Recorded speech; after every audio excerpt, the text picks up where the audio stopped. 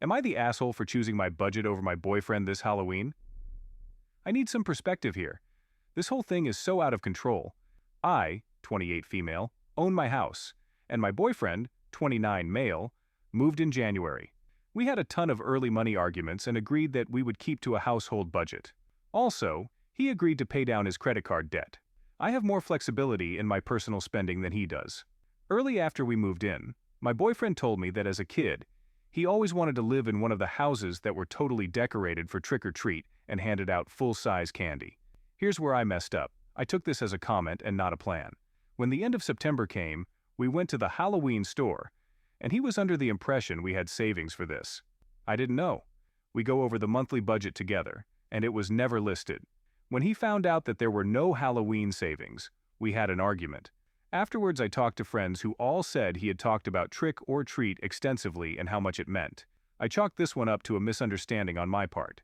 So I came up with $500 of my money and went to him with an apology. He decided to buy one big piece, an animatronic clown and some lights. He burned through the 500 plus. He put a little on his own credit card. He wanted another big piece and was mad. I wouldn't put it on my credit card. I asked if he wanted to put up handmade decorations or spider webs, but he said it would look cheap. A few weeks later, we had a fight over candy. He was still stuck on buying full-size bars. We easily get over 250 trick-or-treaters, and I said we just don't have that much money. So we got the bulk bags of good small bars. I also had these little coloring books for allergy and diabetes kids. Jump forward to Halloween. Early kids show up and he is letting them grab handfuls. I reminded him we have a ton of trick-or-treaters coming, and he got really annoyed. I ordered a pizza for us. So, I get it and go inside for about 10 minutes. By the time I came back out, the trick-or-treat bowls were empty. He had been dumping a third of a bowl in each kid's bag and had given out all the coloring books to whatever kids came along. He told me that I'd have to go run out and buy more candy on my credit card. I said I wasn't going to do that. And it wasn't my fault, he just handed out 20 pounds of candy. He started yelling right there in front of the kids, and I told him to come inside. He responded that he wasn't stopping trick-or-treating, even if there was no candy. I told him to have fun with the clown and went inside. He came in 15 minutes later. Then he demanded that I leave for the night so that he could clear his head. He argued it was fair because I had already eaten, and it was my fault that trick or treat was ruined because I'm cheap. I handed the rest of the pizza to him and refused. He left and went to a friend's house, and I guess they spent the rest of the night drinking, handing out trick or treat candy, and texting me how awful and cheap I am. Am I the asshole? In the comments. A lot of the debt is understandable. He spent part of his childhood in foster care, and his parents kicked him out when was 18 with nothing really. He went into debt early to pay for his basic needs, never really learned how to have financial literacy. Only when I pointed it out did he start to pay more than the minimum on his debts and start to work his way out of it. He had a really toxic childhood, and this is his first real stable situation. Apparently trick-or-treat was the time he sorts of got to see clean and stable homes, and he got more to eat out of that candy than he did at home. Having this big display and to do was a sign for him that someone had made it. I really didn't understand how much it meant to him, but his friends are on me about it. Why are you with this guy? Does he pay anything resembling rent? Has he ever shown any signs of financial responsibility? OP. He makes me laugh. And yeah, after we sort of had a drag-out fight over finances early on, he has paid his half into the household fund every month. Budget covering everything that is communal, mortgage, utilities, etc. I have my own money, and he has his. We earn similar. But because he is working on debt, he ends up having less personal money than I do. After we had an argument for the first month, I set up a monthly house budget that just covers communal things. And he has been contributing half to it since, so half mortgage, utilities, etc. Because so much of his money is going to debt, I have a more flexible personal budget, and I put money into savings. But yeah, financially he pulls his weight. And he spent the summer being compulsive about having a perfect lawn, so it's not like he is useless around the house. Don't forget to like and subscribe for more stories like this. About the candy. In my town, if you have non-candy options, you can put a sign on your mailbox so that families with kids who might have issues with candy know it's safe to stop there. Literally doing what is asked by those families, and I don't ask why they aren't taking candy. It's just there when they ask for something else. Update 3 months later. 3 months ago, basically the whole internet told me to break up with my boyfriend. 2 days ago, I finally ended it. I posted in Ada in early November about something that happened with my boyfriend. He had spent a ton of money on Halloween decorations and blamed me for ruining trick or treat. I wasn't sure where to post an update, so here I am. Everyone, and I do mean everyone online, basically said I was in the right and said some truly dire things about my relationship. I won't lie. There was so much anger towards him, I sort of shut down.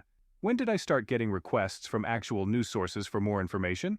I just basically logged out and just decided to forget anything that ever happened. We met the next day, as he had spent a few nights at a friend's house. I said that for things to continue, we needed couples counseling, and I expected him to set up the whole thing. He was surprisingly open to this and said he would work on it. And that's where things started to unravel. Our mutual friends had been really in his corner, bitching me out. But I found out the story that he had told them was way off from the truth. In his version, I prevented any money for Halloween and had gone cheap on trick-or-treat candy and was only handing it out to children I liked. Once they sort of heard my version, backed up with pics and receipts, support went to me. In fact, his friends have been giving him a lot of ribbing about how he acted, which my now ex hates. In the meantime, he had been working on getting us counseling, but found that getting therapy on his insurance meant months-long waiting lists. So instead, he came up with this couples coach who was religious. I'm not religious and wasn't thrilled by this, but figured it was better than nothing. Our first meeting was only 3 days after I posted. One funny thing that came up was that my ex immediately handed over a printout of the household budget, and the coach praised it. But the coach thought my ex was the one who wrote it and that I was failing to follow it. So, what followed was this weird thing where my ex wanted all the praise, but also wanted the coach to badmouth the budget because my ex hates it. It took the better part of the first session to explain to him the actual situation, and the coach was weird about the fact that it was the woman in the relationship dictating money, even though he liked the budget itself. This was a lot of issues later, actually. The next day, one of our friends found the Reddit post and sent it to my ex. All hell broke loose with him, saying that I had betrayed his trust. Our next couples coaching session was all about that, and honestly, I felt terrible for airing his dirty laundry. The coach and my ex both shit on me a ton. In this time that I had publicly humiliated my ex, obviously I'm updating, so I don't care about embarrassing my ex anymore. He has this username and will probably read this, whatever. One thing that was seemingly positive at first about the coaching was the coach pointed out that my ex had never had the ability to have holiday traditions because of his upbringing. I genuinely felt bad about this, and rolling into Christmas made a huge attempt to incorporate him into my family's traditions and to ask if there's anything he wanted to do.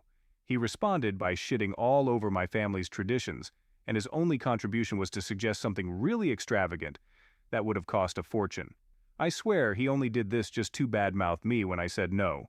This was all bookended by our twice-a-week visits to the couple's coach who I increasingly hated.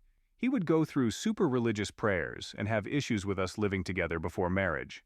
Neither my ex nor I responded positively to this, but my ex would get really into it when the coach would talk about more misogynistic men as head of household stuff.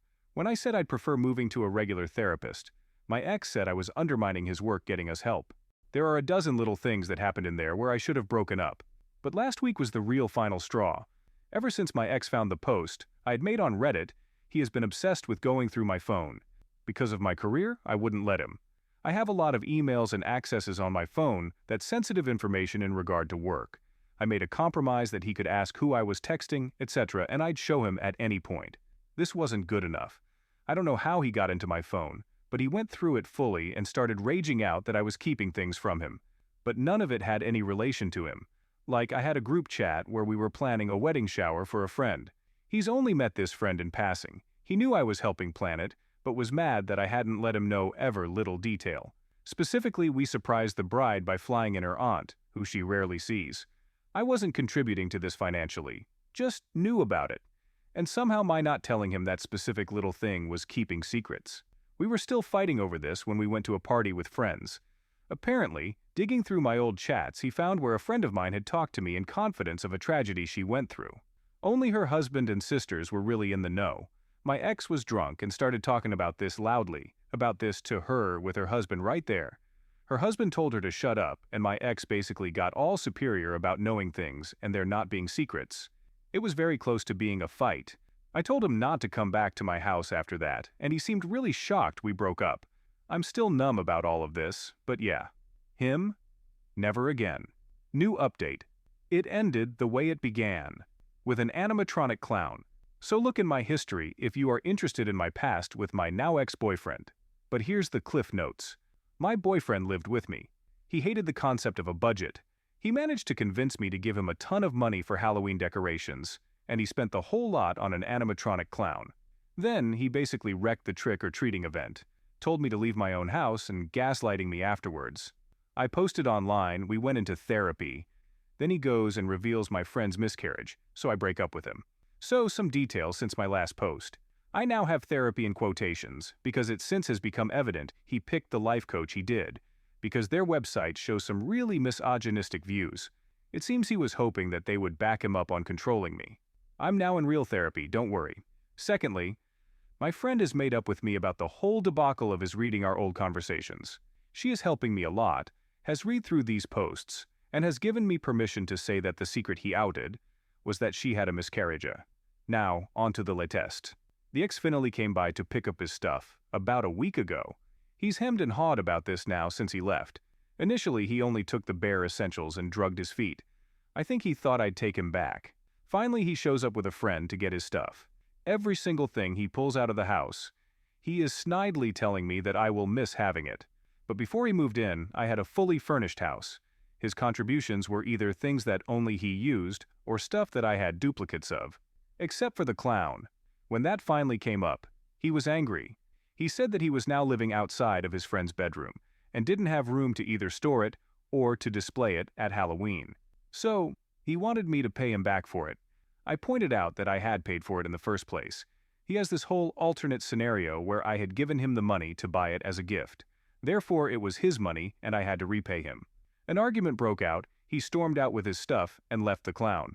I've sold it for $200 and look forward to visiting it in a proper, long-term Halloween setup.